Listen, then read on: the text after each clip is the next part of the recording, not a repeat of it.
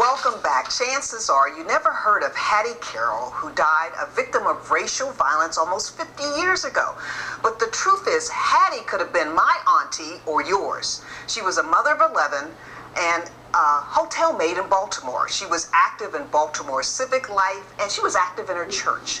A song entitled "The Lonesome Death of Hattie Carroll" was written about her and about the man charged with killing her. Here's a listen. Hattie Carroll was a maid of the kitchen. She was 51 years old and gave birth to 10 children.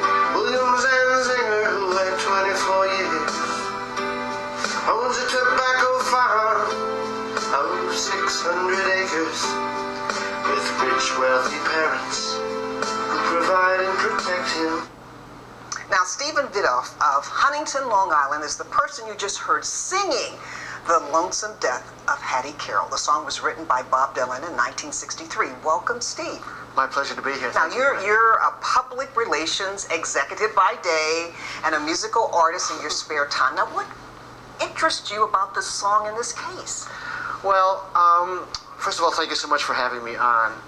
I've always been interested in public affairs and social justice issues and been an activist really my whole life. And I'm also a musician, so when music can be used to help advance social causes, I like to gravitate towards that. Now, how did Hattie die?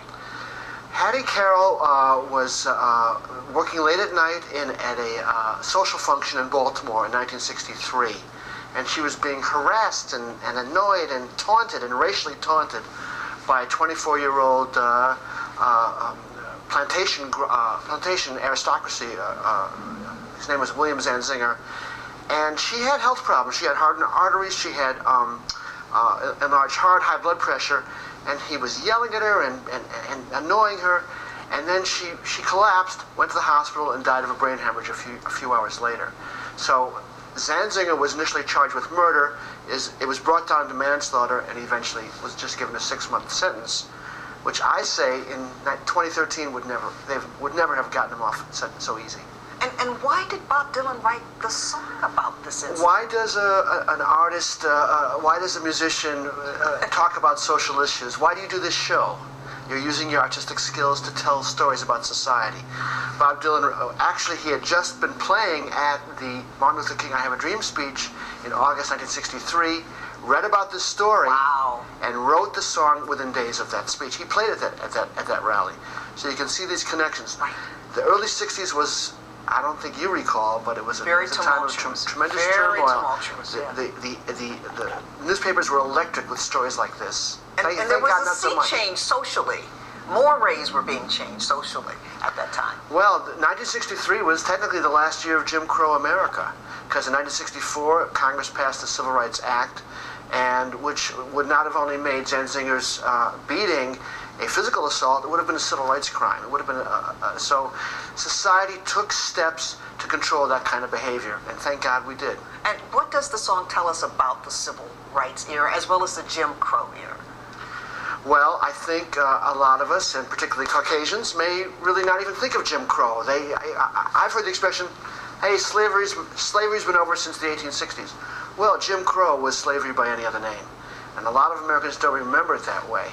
It's not just the drinking water. It's separate schools, separate hotels, separate buses, separate restaurants, separate everything, separate movie theaters. And in that kind of cultural environment, a white guy beating a black woman, oh, no big deal. Not today, thank God. What lessons can we learn about hearing this song and seeing these images? And thank goodness you put it all together. Oh, I thank you so much.